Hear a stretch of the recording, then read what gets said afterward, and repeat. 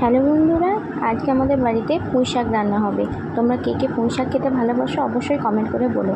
পুঁই শাক রান্না করার জন্য আমি যা যা সবজি কেটেছি সেটা হলো কুমড়ো, পুঁই শাক, কচু, আলু। আর এই সবজিটার কী নাম বলো তো? আমরা এখানে পুরুল বলে ডাকি। তোমরা কে কী বলো কমেন্টে অবশ্যই জানিও। এবং সবজিগুলো সব আমার কাটা হয়ে গেছে। কাটার পর দেখলাম বারান্দার বক্সে অনেকগুলো বাসন অগোছালো হয়ে আছে, তাই এগুলো লেগে গেলাম ঝটপট পরিষ্কার করার জন্য।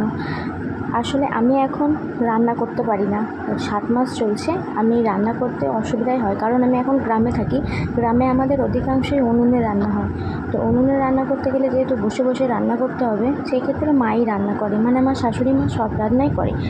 তো যতটা আমি হাতে নাতে পারি মায়ের সঙ্গে করার চেষ্টা করি। তো এগুলো সব পরিষ্কার করে দিই। অগোছালো হয়ে আছে যখন, পরিষ্কার করতে করতে এর মাঝখানে আমি একটু ফলও খেয়ে নিয়েছিলাম, সেটা তোমাদের সঙ্গে শেয়ার করা হলো না। বসে বসে থাকতে আর কতক্ষণই ভালো লাগে বলো?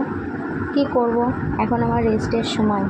রেস্ট নিয়েই নিই, আর তো কয় মাস পরে তো আর রেস্ট পাবো না এরকম। তো এগুলো সব পরিষ্কার করি। এরপর আমি এগুলো মুছে নেব। মুছলে পরে ধুলোগুলো অনেকটাই চলে যায়। তো আমি একটু ঢং দেখিয়ে নিলাম।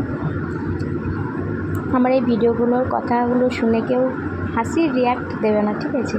কেননা আমি কোনোদিনও এরকম ভিডিও পোস্ট করি না। বারবার বলছি আমি কোনোদিনও এরকম ভিডিও পোস্ট করি না।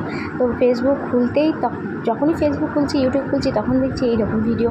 তো আমিও দেখলাম যে আমিও একটুখানি করা।